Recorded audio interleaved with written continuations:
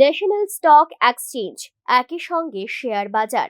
বর্তমান ডিজিটাল যুগে এই দুটোর কিন্তু খুব কদর রয়েছে লগ্নির ক্ষেত্রে। বিষয়টা খুব ভালোভাবেই জানেন অভিজ্ঞ ব্যবসায়ীরা। তাই ন্যাশনাল স্টক এক্সচেঞ্জের বিষয়টা যাতে রাজ্যের জনগণের কাছে ও সহজলভ্য হয়, তার জন্য রাজ্য সরকারের সঙ্গে একটি মৌ চুক্তি সম্পন্ন হলো মঙ্গলবার। আগরতলার প্রজ্ঞা ভবনে এই মৌ চুক্তিতে খোদ উপস্থিত ছিলেন মুখ্যমন্ত্রী অধ্যাপক ডক্টর মানিক সাহা। তিনি এই স্টক এক্সচেঞ্জ নিয়ে সকলের উদ্দেশ্যে বলেন, এখন জনগণ বুঝে লগ্নি করতে পারবেন।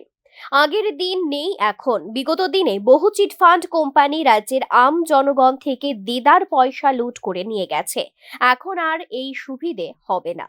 আমাদের এখানে বহু ত্রিপুরাতে যারা চিটফান্ডের যারা এসেছিল, আপনারা সবাই জানেন, সারদা নারদা বাদ দিয়ে এখানে আরো অনেক।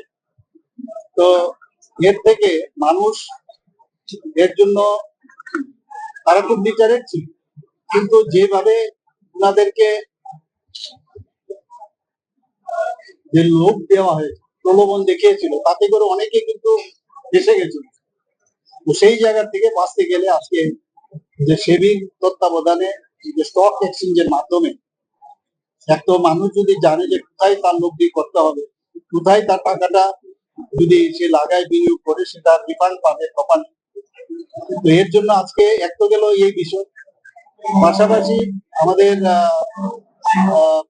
ত্রিপুরার জন্য বিভিন্ন যে পিএসসি গুলো আছে, পিএসসিরও কিন্তু সেই জায়গা থেকে আজকে এই স্টক এক্সচেঞ্জের মাধ্যমে বিষয়টা রাজ্যের প্রত্যেককে ভালো করে বুঝে লগ্নি করতে বললেন মুখ্যমন্ত্রী।